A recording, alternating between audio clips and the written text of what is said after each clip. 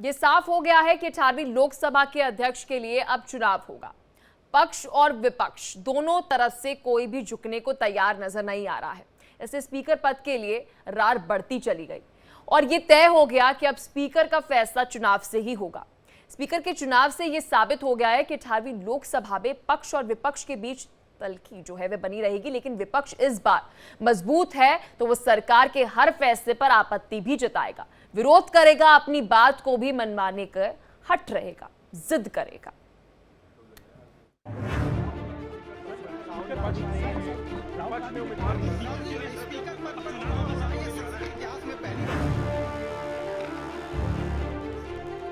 इस बार विपक्ष बहुत मजबूत है, तो अगर अपना स्पीकर चुना है तो अच्छी बात है। संसद में टूटी सालों पुरानी परंपरा, अब स्पीकर के लिए होगा चुनाव। आजादी के बाद मुझे तो नहीं याद कि इस तरीके के पद को लेकर चुनाव हो। स्पीकर के लिए बढ़ी सियासी रार, बिड़ला के मुकाबले के सुरेश उम्मीदवार। हमने अपनी तरफ से के सुरेश जी उनको आगे हमने किया। स्पीकर की रेस बिड़ला वर्सेस सुरेश। 18वीं लोकसभा में वो सब कुछ होगा जो सालों से नहीं हुआ।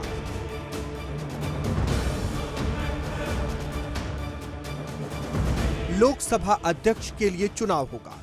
एनडीए ने स्पीकर के लिए एक बार फिर ओम बिड़ला के नाम पर एतबार जताया है, जबकि इंडिया गठबंधन ने के सुरेश को अपना उम्मीदवार बताया है। एनडीए और इंडिया गठबंधन दोनों ही तरफ से प्रत्याशियों ने अपना अपना नामांकन भर दिया है। इसका मतलब साफ है कि स्पीकर के लिए चुनाव होगा। पक्ष और विपक्ष के बीच शक्ति परीक्षण होगा। जो चुनाव जीतेगा वही 18वीं लोकसभा का स्पीकर होगा। स्पीकर के लिए बुधवार को सुबह 11 बजे वोटिंग होगी। आइए अब आपको बताते हैं कि आखिर ओम बिड़ला और के सुरेश कौन है जो स्पीकर के लिए आमने सामने है। ओम बिड़ला पिछली लोकसभा में स्पीकर थे। वो लगातार 3 बार से जीतते आ रहे हैं। ओम बिड़ला साल 2014, 2019 और 2024 में जीतकर सांसद बने। अभी वो राजस्थान की कोटा सीट से लोकसभा के सांसद चुने गए हैं। ओम बिड़ला अपने सख्त मिजाज के लिए जाने जाते हैं। बिड़ला को राजनीति का अच्छा खासा अनुभव है।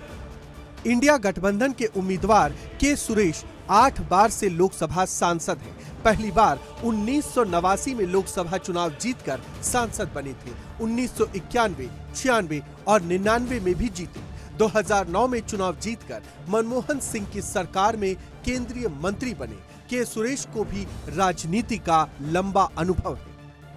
अब स्पीकर पद को लेकर पक्ष और विपक्ष के बीच तलवारें खिंची हुई हैं। चुनाव के लिए दोनों पक्ष एक दूसरे पर ठीकरा फोड़ रहे हैं।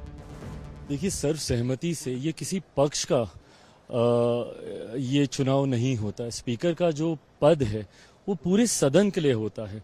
ऐसे में आज़ादी के बाद मुझे तो नहीं याद कि इस तरीके के पद को लेकर चुनाव हो, पर जिस तरीके से विपक्ष की इस बार भूमिका रही है और शर्तों के साथ जिस तरीके से विपक्ष सामने आया है कि आप डिप्टी स्पीकर के पद पर सहमति कीजिए, जबकि हम सब लोग उसके लिए चर्चा के लिए तैयार थे, पर उसके बावजूद शर्त रखना, उस पर अड़ना और इस तरीके से अपनी भूमिका को निभाना मुझे नहीं लगता कि उचित है। बहरहाल जीत सुनिश्चित है। अगर चुनाव ऐसा होता भी है उसमें कहीं कोई शंका की बात नहीं। माननीय रक्षा मंत्री जी ने उन्हें अब एनडीए की तरफ से जो स्पीकर के लोकसभा के अध्यक्ष के उम्मीदवार हैं उनका नाम बताया और उन्होंने समर्थन मांगा।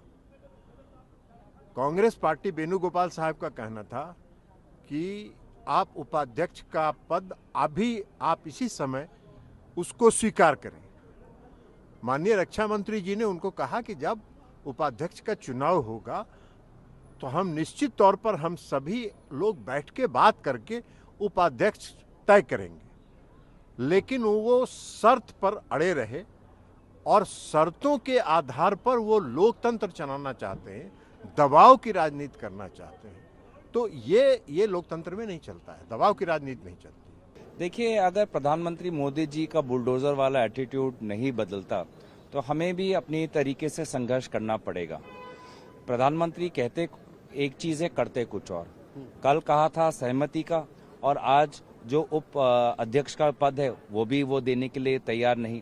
तो अगर पहले जैसा ही अहंकार बरकरार रहेगा तो हमारा भी लोकतंत्र को बचाने का और सदन की गरिमा को बचाने का संघर्ष बरकरार रहेगा। और इसीलिए हमने अपनी तरफ से के सुरेश जी उनको आगे हमने किया।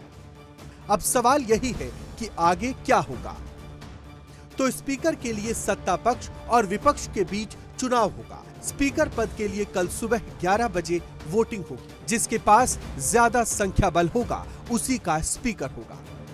अब यहाँ ये समझना भी जरूरी है कि आखिर लोकसभा में स्पीकर के पद को लेकर इतनी रार क्यों है और बीजेपी क्यों चाहती है कि स्पीकर उसकी ही पार्टी का हो। इसके लिए कुछ सियासी पहलू हैं जिन्हें समझना जरूरी है।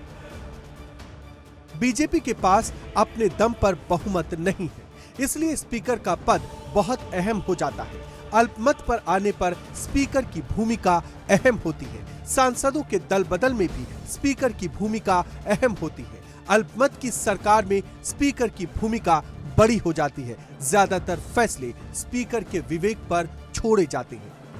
यही वो वजह है, इसलिए बीजेपी स्पीकर का पद अपने पाले में रखना चाहती है। स्पीकर को लेकर अब चुनाव होना है। चुनाव के बाद ही ये तय होगा कि स्पीकर किसका होगा। संख्या की बात करें तो एनडीए के पास बहुमत है, जबकि इंडिया गठबंधन बहुमत से काफी दूर। एनडीए के पास 293 सांसदों का समर्थन है, जबकि इंडिया गठबंधन के पास 234 सांसद हैं। ऐसे में एनडीए का पलड़ा काफी भारी नजर आता है। अगर संख्या बल की बात करें तो स्पीकर के लिए होने वाले चुनाव में ओम बिड़ला की जीत की संभावना ज्यादा है।